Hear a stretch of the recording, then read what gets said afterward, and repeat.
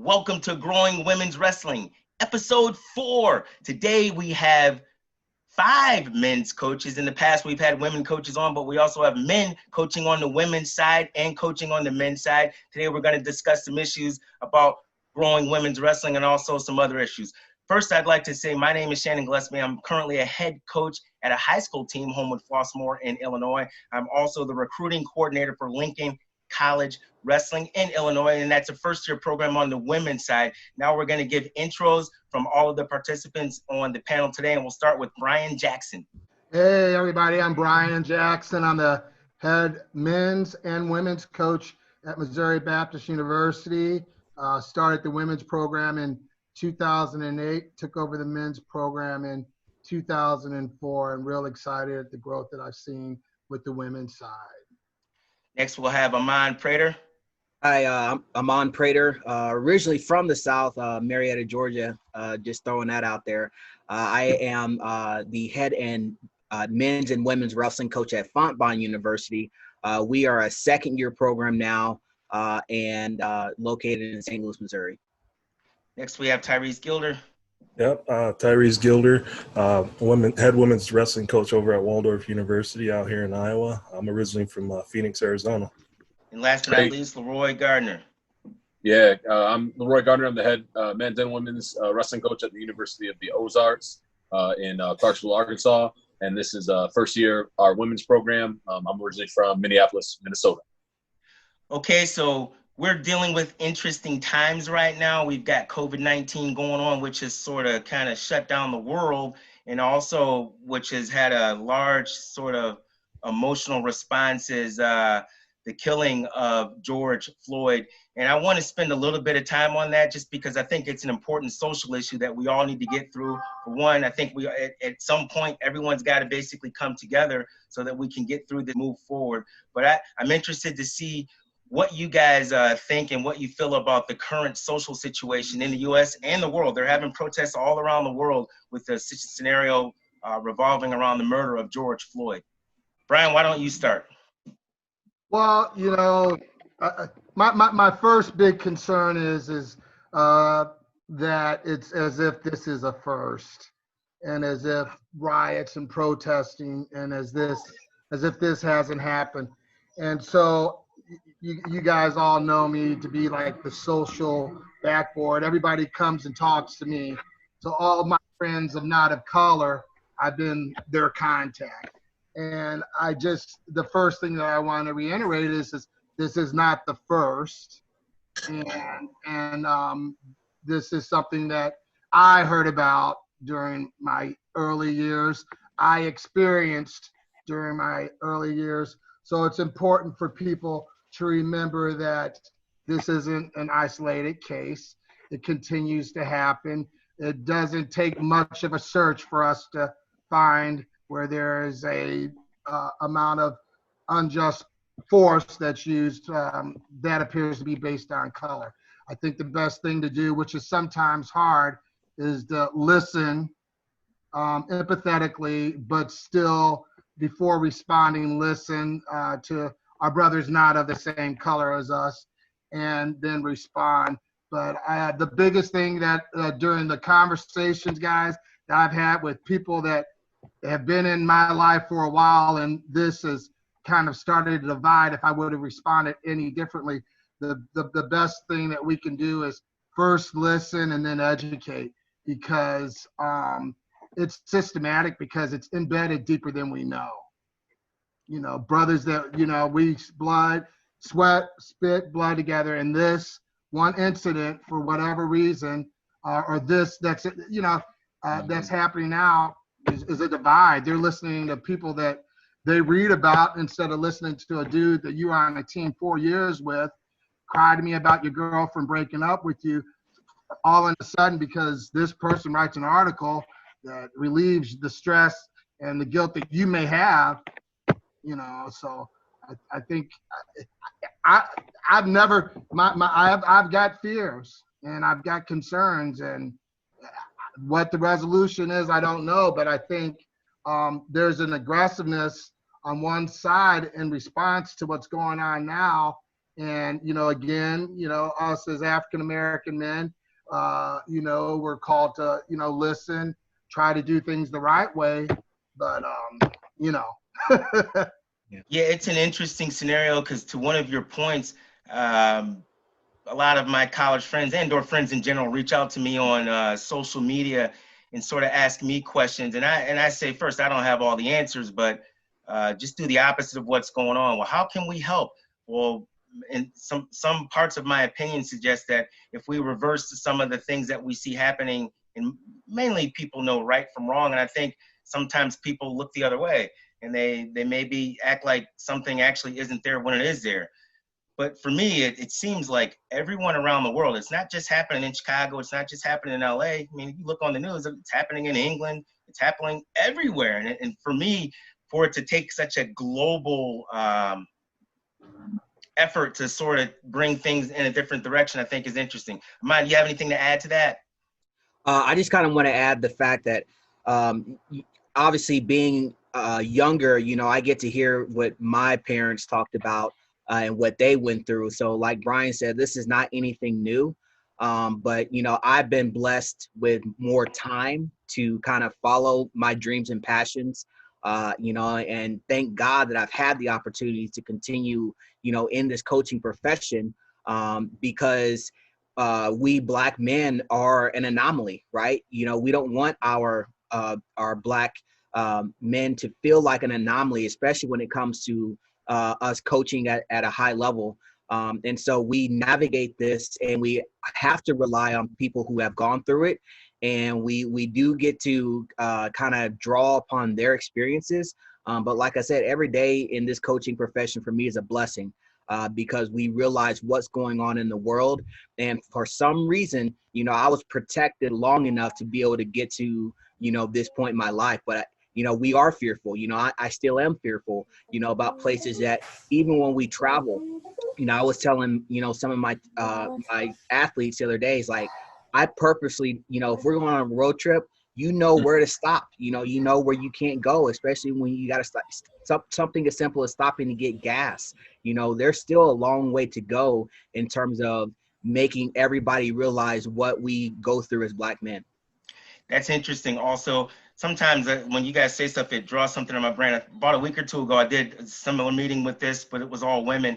And one of the questions was, why do you think there are so many men coaching on the women's side versus women coaching on the women's side? And she was just like, well, Shannon, just the image of women wrestling in general is not even there. And to your point, Amond, when I was growing up, man, on the Division I side for men's wrestling, it was like maybe 3 or 4 guys, because back in the day we had HBCUs that were around. But Bobby Douglas was one of my role models. There was a guy at Morgan State who was another role model for me. Currently right now, there may be 1 or 2 Black men that are coaching, and people will say, well, why does it matter? Well, it matters because everyone needs an opportunity to fulfill whatever their dream is. And sometimes there could be what some people call the glass ceiling, that they're, you can't see it, but it's actually there. And I don't know if you want to comment on that at all. I just wanted to add that in there, Tyreece. But what do you have to say with regard to these new social issues that aren't new, but appear to be new? Yeah, just kind of like they mentioned, it's terrifying to a certain extent for sure. But at the same time, it's, as coaches, we understand accountability, and there seems to be a lack of that, which is why it keeps happening. It's the same thing we're held to as coaches, and what we hold our athletes to as coaches as well. And just it just needs to go up the ranks, and people need to be held accountable, or else it won't change. And so we definitely don't agree with the rioting. And, I think everyone needs to do their research and look into it, which is difficult nowadays because there's misdirection going around all over the place. But just look into it, before you form your thoughts and open up your mouth. Same thing we often tell our athletes, So for you, LeRoy, like, are you still in Djibouti right now? Yeah, I'm in Djibouti right now. Yep, that's correct. Can you talk about that a little bit? And have you noticed any change, or is there any significant, protesting over there?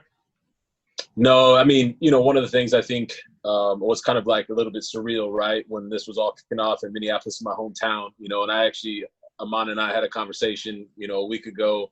I probably had a week and a half of like, jacked up sleep, just tracking everything that's going on and, talking to my family back home. And so I think one thing that, the military, we're all in a deployed environment. So everything is really mission focused on whatever it is that you're doing, which makes it a weird kind of double life, and I've got some, there's some other Black folks in my office and around, and, there's conversations and check-ins that happen in an unofficial capacity. How's your family doing wherever they at and things like that. And I think that's something that, and I'm not, I think one of the challenges for, people that, that ain't the same as color as us and have the same experience or whatever is how do you engage that? Even if you want to check in and want to help, where do you start and how do you do that in a professional way, in a way that doesn't put someone off, and and everyone's so afraid to mess something up in this environment, in general, right? And I think that's one of the things I've had conversations with teammates of mine, and I've got teammates that are in law enforcement, and we've had some real good, like, a teammate of mine, we just sat down and chopped it up for like an hour talking over everything. He's like, man, I trust your experience and your lived life, and and our foundation goes way, 18 years old, being stupid together, and so he's like, and he could ask questions. And I think what the long story short of that is, he's got permission to make mistakes and ask questions in a way that he's got the benefit of the doubt that he means well, and so we've had some real good, and I gave him some stuff. Hey, go look at this so you can see this ain't a tweet, this ain't a political agenda, this is nothing, this is real, and this is what's out there. And I think and you're hearing it from me, like Brian was saying, you're hearing it from me, and if you love and care about me and trust me for anything, no, I'm not out here trying to push any agenda, except I'm just trying to make sure that I live and my son lives, as Black men growing up, coming up in America, and I think, that's the thing. I made a point to talk to our athletic department, and I was the first one to, I kind of went back and forth about it, but I was like, look, if I don't make it okay to address this in some way, then they're going to keep tiptoeing around it and not know how to engage it and everything else. So, in our staff meeting, I was like, look, I'm gonna kind of talk through some stuff and, get it out there. And that way y'all have a way to engage with this and make it okay. Cause what they all want to do right by our student athletes. And we've got a very diverse school. I think by demographics, we could be classified as a primary, non-white institution, which is interesting, being in the middle of Arkansas, in a small town where, I can throw a football and there's a pawn shop in town that used to fly a Confederate flag probably once or twice a week. And they've since changed that. I don't know what changed. I'm grateful, but like our coaches and our coaching staff trying to make sure, how do we be a resource and leadership and guidance for our student athletes of all colors? And that includes the Black folks who come up and see the Confederate flag flying, and so, but had a lot of conversation, and, and like personally, like that's my hometown. So, I think there's some unique aspects that in the tragedy of George Floyd, what a lot of people don't understand is, like, that's been 5 years in at least in the making of trying to figure out how do they, Minneapolis PD, serve the community better, and how is it, like, this is like, to Brian's point, this is not new. And I think one of the main things I've told all my buddies and friends and people in my circle, is like, hey, if seeing one more video isn't moving you to at least learn, because I said that we're witnessing history here, and when down the road, someone, grandparents, grandkids, whatever, going to ask you, hey, what did you do? Like I asked my parents, what did you do during the 60s? Mm-hmm. And at least you should, the minimum you should be able to say is I learned, mm-hmm. and I listened. And so I think that's what I've been kind of advocating for my friends. I said, I can give you my life experience. I can't speak for all, Black folks ain't a monolith, but I can share my experience in my life and my brother and everything else. But I said, you got to, one more story is not going to get you over the finish line. One more unique, aspect. And I think to circle back to the representation piece is like, if you never, like, I never met an investment banker in my life until I was in grad school. I never knew what that existed, and things like that. And so I think that's where, the representation piece of us as coaches matters because, guys can see themselves in a future that potentially for themselves, and I think that's now our experience is all different, coming up all over different places, but at the end of the day, they go, if they can make it, I can make it, and so anyway, so yeah, I think it's had a lot of conversations, man, a lot of conversations, and I think, my dad taught 20 years at the University of Minnesota. He taught a multicultural relations diversity class for 20 years and, had me read Malcolm X autobiography at like 12 years old. This was like dinner conversation, and reading Bobby Seale and all these things. And so I think, I joke that I was prepared my whole life to have these conversations and be where I'm at, and I feel really blessed for that. This is not uncomfortable for me to dive into this stuff. And, I don't, and I'm happy to, I don't feel like I'm doing anybody's work for them. I'm happy to guide and share my experience. So. Well, I appreciate all of you being here today. And LeRoy, it's funny that you mentioned that because my dad actually taught at Howard and Shaw as I was growing up. My parents split when I was like, I don't know, 5 or 6 or something like that. My mom was a principal in Chicago public schools, which if people know anything about Chicago, there's a lot of Black people in Chicago, and many of those schools are, all Black or all brown, and there are some white students in there as well, but a lot of the student body in the Chicago public schools is all Black.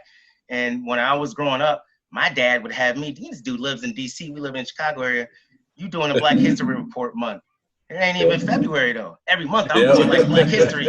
I'm like digging in the books and I'm just like, man, this dude's out of his mind. But at a young age though, like you were saying, I sort of had being Black, number one, but then I'm having to do this research from my dad because he wants me to. He's my dad, so I got to get it done. But I feel like I'm able to communicate in a way that is not necessarily going to offend people, but it might make them uncomfortable. But a whole lot of people have been uncomfortable for a long time, so I'll just leave that there. Right. So let's just review. Brian Jackson, Missouri Baptist University. Amond Prater, Fontbonne University. Tyreece Gilder, Waldorf University. LeRoy Gardner, University of the Ozarks. So we've got 4 head coaches here, and I myself am a head coach in a high school program. I'm currently a recruiting coordinator for Lincoln College. We're all trying to grow wrestling. Specifically, we're trying to grow women's wrestling here. However, a couple of you coach men and women. We're going to jump right into the question portion of this scenario, at least the second set of questions. Brian is first. Brian, what's the difference from coaching women now from when you first started coaching? I get asked that question a lot. I kind of come from a unique perspective because I was the baby boy with 4 older sisters. So I kind of was, I think that dynamic I was prepared for, but and then there was like an early respect for girls, for me, which we may all have, but mine was, man, my big sister's stronger than me. And she's, but,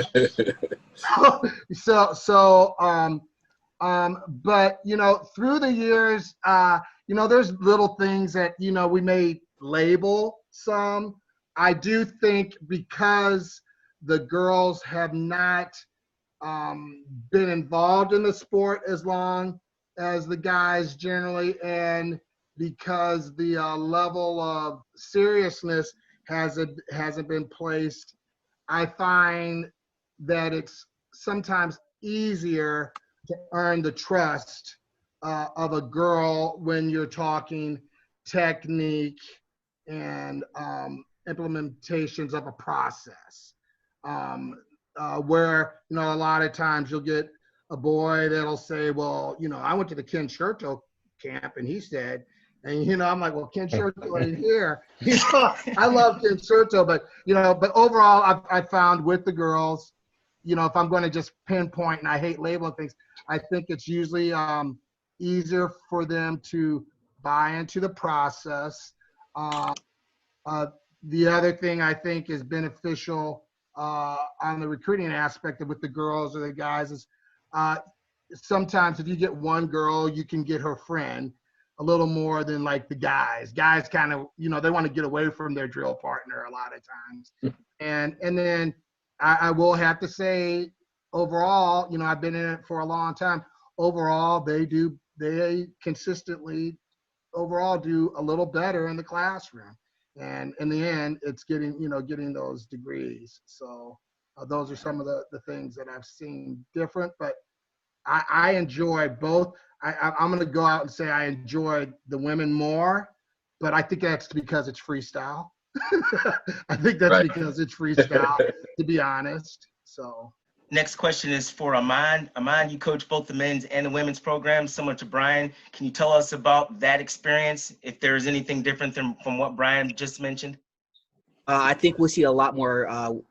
Brian mentioned the buy-in part, but it's more publicized, right? So you're getting more interest and more coverage on the women's side. So it makes recruiting a whole lot easier, because when you're recruiting both the men's and women's, you now have databases that you can pull from both, and you can find, top level athletes across more states. And being in Missouri, we're blessed that we have a high school girls state tournament. So my first 2 years, that's kind of really helped, get my information out there about my program. Obviously, we want to have numbers, but again, when you're starting something from the ground up, it's just about, hitting the ground running. You get what you get, and then you develop that, and it's that process that, I'm still learning how to do. By no means am I, the best at it, but, we've got a lot of great examples out there to kind of draw upon. Tyreece, this next question is for you. You transitioned from coaching the men to the women. Can you tell us about coaching, the difference, if there is one? Sort of similar to the theme of what we're talking about, but I also went from men to coaching women, and there was somewhat of a big difference to me. Actually, my first couple of years, they hated me, and then I had to almost relearn how to coach women. Yeah. No, I think coming over, the biggest adjustment for me was I guess the locker room, if you want to call it that. The way guys deal with things in the locker room or outside of at least. I see some heads shaking, but it's a little different on the women's side. Team chemistry plays. I mean, it's always huge in any team, any organization, but it's even bigger on the women's side, and that's got to be on point to start moving forward. I think in any meaningful way. So I think that's one of the biggest adjustments that I had to make moving over to the women's side. And then, over the years, I've been on the women's side since about 13. And, I think both the bottom level and the ceiling have both risen, like as far as skill level. When I first came over, there was still some girls that came over really green and maybe their first couple of years wrestling and stuff like that. And over the years, they're coming over with more experience and higher level in the top ends. They're coming in a lot more ready to go in the bottom ends, and even it's crazy how high the level's gotten on the top ends as well. To that point, like when me and Brian first got in the game on the women's side, it was like around 3,000 to 6,000 high school girl wrestlers. Now it's something like 21 to 22,000. So you're going to have more at the top, more in the middle, and more at the bottom. So the experience level for everyone's going to rise just based on the numbers. And that's something that I'm hoping continues to increase. LeRoy, this question is for you. You talked about this a little bit. You're currently deployed in Djibouti as an officer in the Navy. Can you tell us how you balance your jobs and your family and your career? Ooh, that's a tough question, man. I think first, it starts with we've got really good support around us, around me.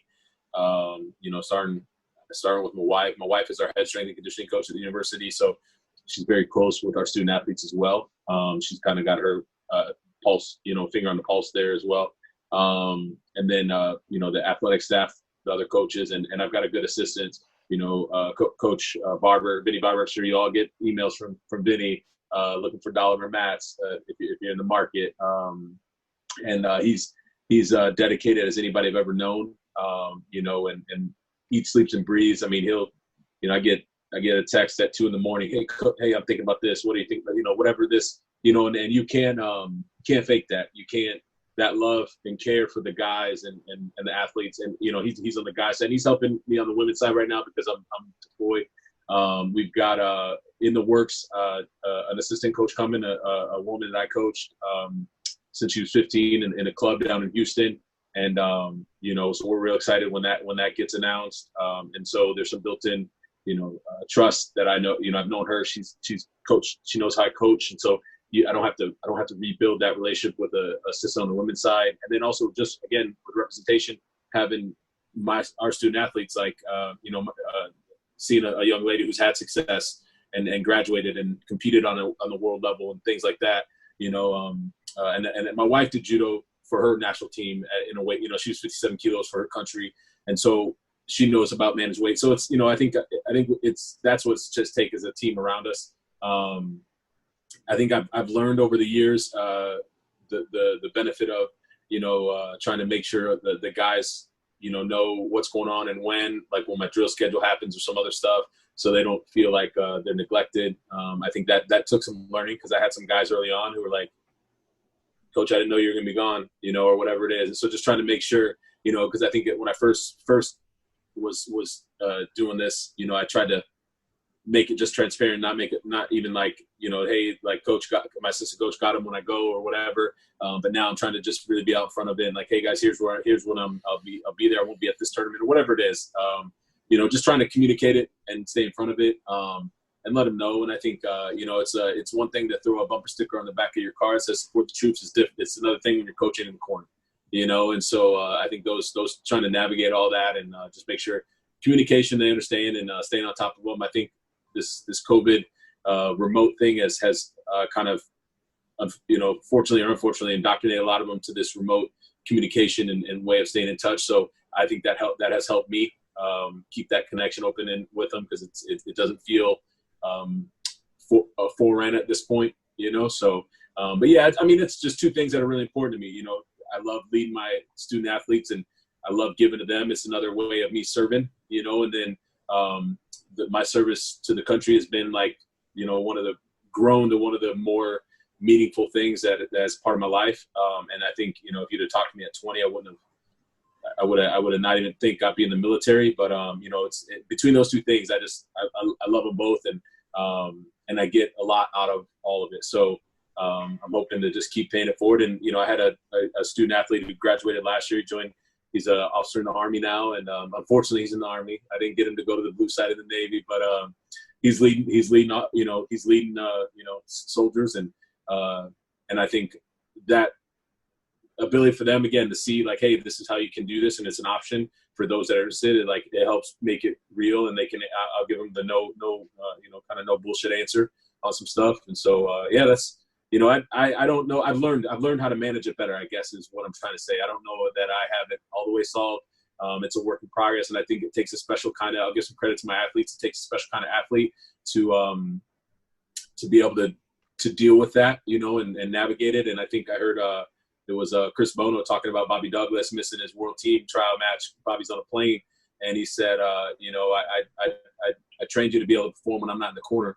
And I think ultimately for me, I believe that a lot, and I think I've grown to really appreciate it, because it is material, you know, in my life and my student athlete's life. It's material that I need you to learn how to perform when I'm not there coaching it, you know. So we need to do a lot of coaching before that window comes. So thank you for your service. So Brian, we kind of left off with you with regard to women's wrestling in the USA and abroad, given Japan has 87 gold medals, while USA has 77 total medals and 19 gold medalists.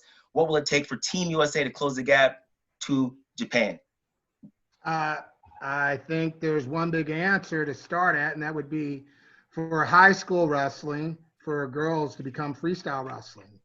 And I think some of the bigger problems that I've heard about it was that coaches can't coach it, and we can't find officials to officiate it.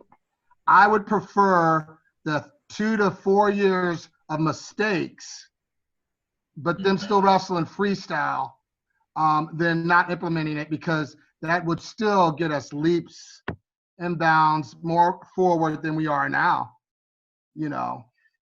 I think one of the things that did happen, and this is hard to say, and I get bashed, and I'm a hater for saying it, but two parts to the story. One of the things that did happen with girls and women's wrestling is it grew exponentially in a 10-year span.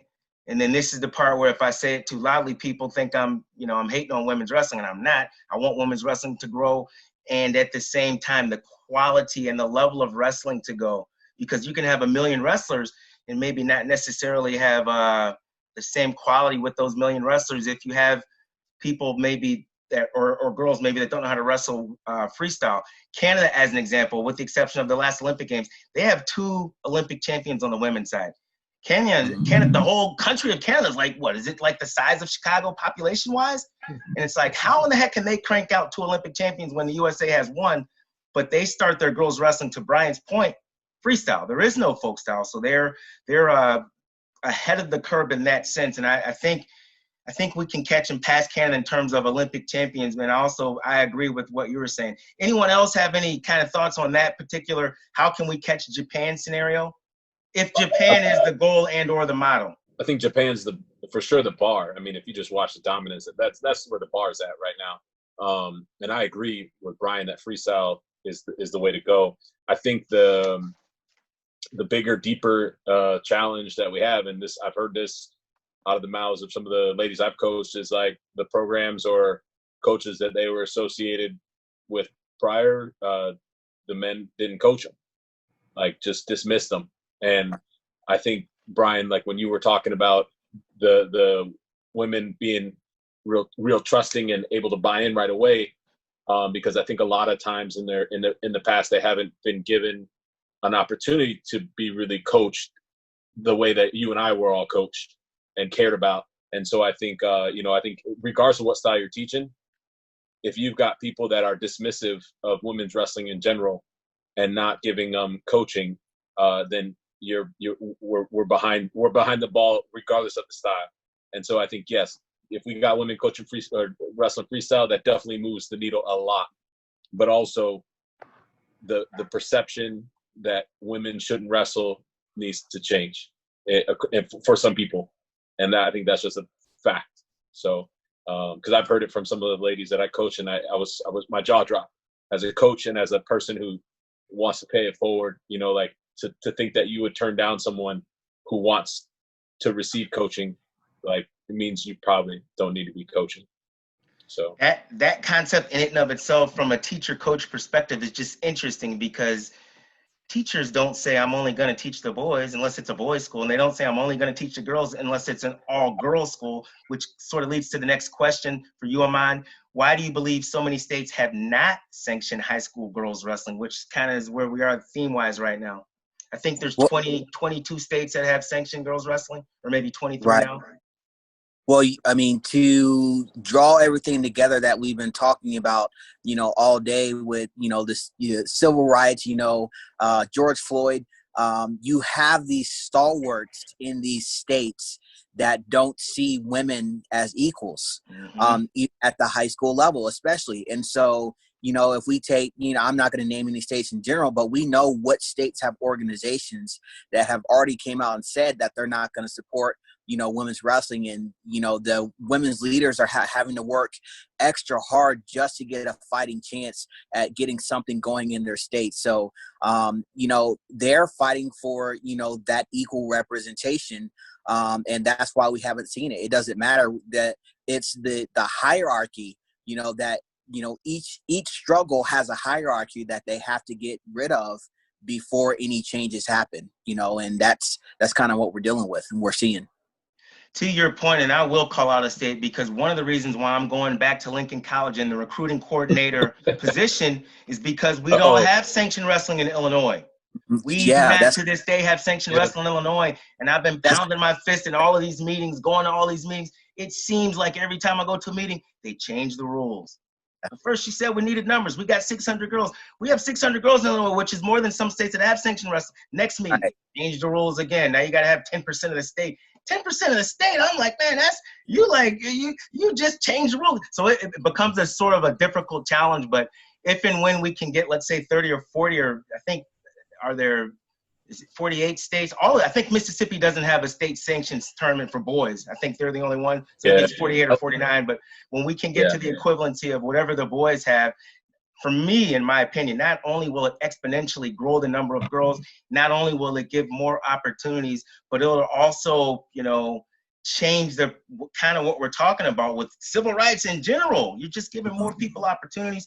Tyreece, this question is for you. Why do you, and this kind of, I'm an equal opportunity employer, but it maybe kind of goes against us, but maybe not necessarily, because as we mentioned earlier, in the coaching profession, largely, And then, again, I get hated on for saying this. Not a lot of people look like us in any sport in the coaching profession, but this is a flip. And this is what I asked one of my former athletes a while ago. Why do you believe there are more men coaching in the head coaching positions than women now in women's collegiate wrestling? And this is for Tyreece. I would say that's a good question. Why is that? You kind of threw me off on that one. I would say because the more men coach, period, overall, and so they're just looking at transition rather than women just looking to get into the profession. I would say. I mean, if that makes sense. But more applicants. Yeah. True. I think the bench is, with women's wrestling being so new, and I think like I point to like Jenny Wong was a teammate of mine on the Storm, and that was back in the 90s, and she was the only woman in the Minnesota Storm room. But I think as you plot that forward, the Sarah McMahons and all that group, to say nothing of the Trisha Saunders, but like you keep mapping that forward, as the bench is just not very deep for women wrestlers who then went into coaching as a profession. And I think that's one of the things I think I kind of like hope to keep changing, and like hopefully we can grow some women coaches and have women leading these teams. Yeah. One of the things one of my former athletes said again, Carlene Slabersky, she's a coach at University of Providence, and she actually went to Canada and wrestled, and she wrestled at the United States Olympic Education Center. And I'm just kind of reviewing it again. She told me that the image for women being coaches isn't even really there. And that kind of drew me backwards, because for me, when I started coaching on the men's side, man, I was assistant coaching for like, I don't know, 5 or 6 years. I'm like, it might take me another 10 or 15 years to be a Division I men's coach. And this is going to maybe throw some people for a loop. And I never used to say it before, but I started coaching. Now I have a love and passion for coaching women. But in the beginning, I'm like, I'm not ever going to be a Division I head coach. Let me jump to the women's side.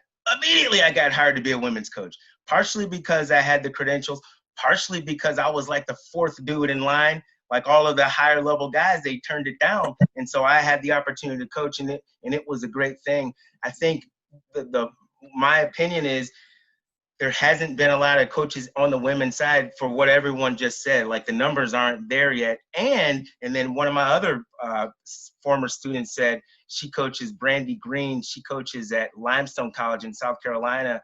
She sort of suggested that a lot of women, when they get these GA and assistant coaching positions, they have bad experiences. She said she almost left the sport because whoever her head coach was, and I suggested maybe like this, someone said this earlier, maybe it was you, LeRoy, or Amond, they don't get adequate feedback. They don't get adequate coaching. They don't get adequate mentorship. They're almost like, go over there and go in the corner. They don't get the proper development so that they aspire to be coaches.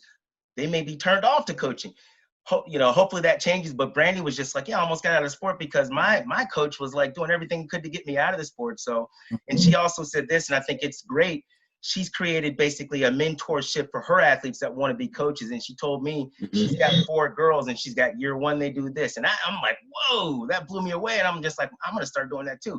Year 2, they do this. Year 3, they do that. Year 4. Now, that doesn't necessarily mean they're going to go into coaching, but just creating that pathway so that the young women can actually come into the coaching profession, I think is I think is a good idea. I coach right now at a high school, and I grabbed 2 PE teachers, women PE teachers. They're like, Shannon, we've never coached before. I'm like, so what? I'm like, you're a teacher. You got degrees. You can learn. And after about 5 or 6 weeks, they were just like, yeah, it's just like everything. It's just like teaching. Coaching and teaching, they kind of go hand in hand. So that sort of wraps up everything that I wanted to talk about. Do you guys have anything that you want to throw in there? Plug your program. Tell me how great you are. Anything else? I do. With the things that we spoke about, with the current status of our country and the world, I think us as men of color, we've learned to fit everywhere. And I think the experience and maybe more you might see more of us getting hired is because we give a perspective to our student athletes, be them white, black, Asian, male, female, Jew, Gentile. we're usually we're more understanding than a lot of our counterparts. And I think kids that come through our program that matriculate from room to room, like from the freshman year till they graduate, they're going to have experiences, one, going to college, but conversations hopefully with us men that have been in so many more diverse situations and have the ability to be empathetic to a lot of differences than maybe coaches that have been in their same, little homogeneous area their entire life. And I think that's a benefit to right now. I always talk about, I think the struggles that I've had and people before me have had, it's unfortunate, it's not fair, but I think it's made me better of who I am. So I just I don't want to say a fear of mine, because I know that I'm a great individual in terms of cultivating my athletes, but until all this kind of gets solved, I know that those deep-seated racist ideas may matriculate through the kids that we're recruiting as well. And so we still may we may not get some athletes because they've have it ingrained, or their parents have told them, no, you can't wrestle for him, or no, you can't wrestle, or you can't wrestle for that program. And I'm just being honest there. We starting to talk with a student athlete, everything's going good, and then they find out, it's like, hey, there's a black head coach. Nah, you ain't going there. It's like, and so we have to work extra hard, like Brian said, to play that role. And we're good at our jobs because we've had those experiences, and that's what makes us all great coaches, because we had to learn that from an early age. So I just hope that they come to their senses. Good riddance. I don't really need them on my program, but I know that black coaches are going to start feeling that pain as well. So we break stereotypes. The ones that we get, we break stereotypes, and we break.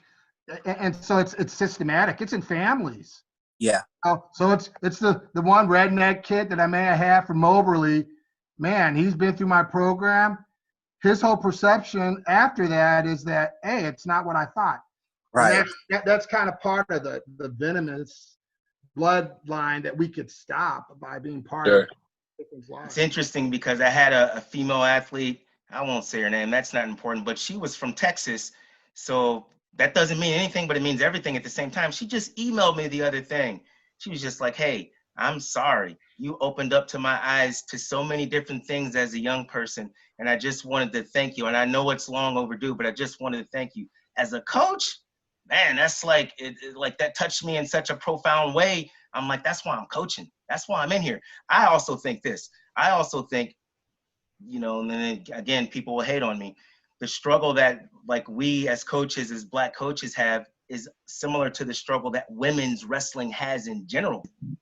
Like Brian, to your point, and Amond, to your point, we've already been through it. We already know about the glass ceiling. We already know about discrimination. We already know about, hey, go over there. Why? Because there ain't even many of us in the profession now. Perhaps there could be more, but I think we along with everybody else's help, because we cannot do it alone. With everyone else's help, we can grow women's wrestling to the place where it should be, which is similar to on the men's side. Men's side in high school boys it varies. It's usually about 200,000 to 250,000. Right now, high school girls is roughly around 22,000. So there's no reason in my mind why that number may take 20 or 30 years to get there, but there's no reason why we can't actually get to that number. Yeah, I think, to quote, what is W.E.B. Du Bois talks about double consciousness, right? And so, to be able to navigate all of it, both majority society and everything in between. And then I'd be curious, now that you mentioned that, how much diversity exists on the women's coaching side. Look at, I know this is a self-selected group on this call, but just if you look across the country, I'd be curious to see, just because there's a shared understanding of potentially, haven't been overlooked or misunderstood or, underestimated is what I always like to say, is underestimated. And I think, being in, and I asked, it's funny that you brought up about the teams. There's two anecdotes that I have experienced both recently. One, I had a senior of mine who's graduated, and with everything going on, he had messaged me and he said, hey, he said, Coach, I was, same thing like you said, Shannon. He said, hey, I was very well prepared for right now, because he said there was a point in time on the team where it was like him and maybe 3 other white dudes, and he was like, Coach, I had to really like reflect and listen and hear a perspective an experience that might have been different than mine during that time. He said, it opened my eyes a lot. And, and then there was a time where, I think I was 2 years in at Ozarks, and I asked my assistant coach, I was like, hey, I said, I'm gonna ask you this question, because I know as a black kid coming to Wartburg in the middle of Iowa, I definitely sought out, the 2 other brothers on the team, and like, hey, how is it here? And, I asked him, I said, hey, is there a time where this team gets uncomfortable for a white kid to show up? Because our roster got really diverse really quickly. And I don't know how many, and maybe and I don't want to generalize, maybe there is white coaches who, think how is my team environment to someone who's not a white, white man or white girl. It's just, and that's something I considered, right? I was like, hey, as a leader of this program, am I doing everything I can to make sure this is welcoming for everybody, including my white kids, and so. And I don't know how many people, and it was like the kind of the silliness of me thinking that, and then asking that question. I was like, man, and at the end of the day, I'm just trying to make it the best for all of them. It's for all of them to be great. But I had to think about it, because I was like, here at one point, I think he said like you're saying, there's like three white guys on the team, and that's a new experience for a lot of people, especially around wrestling. So but I think it's it's been I think the sport is continuing to evolve in that way, and I'm hopeful, man. I think even though everything is going on, I think this feels different right now. This feels different. I've read a lot, learned a lot, listened a lot, and this feels different right now. And I think our sport is a microcosm, a smaller level of that, and we've got our work to do, and we've got some road to cover. As evidence, you jump on some of them forums and you see what's a commentary, and or don't, if you want to keep your mental health straight. But I think anyways, I'm hopeful. I think I'm hopeful. So, Tyreece, you have anything to add? Yeah, you know what, I think it's implied, but I want to express it. I guess one of the things that on my mind, as far as a lot of this negativity going on, and the terrible things that happen, and as far as George Floyd and everything going on, we haven't forgotten about those that are not on that side, those that do right and understand what's going on. And we haven't forgotten about you guys, but as okay as that stuff is not, with what's going on and the racism and everything else, we haven't forgot about the ones that do right. You know what I mean? So I just wanted to make sure that it is actually expressed as well.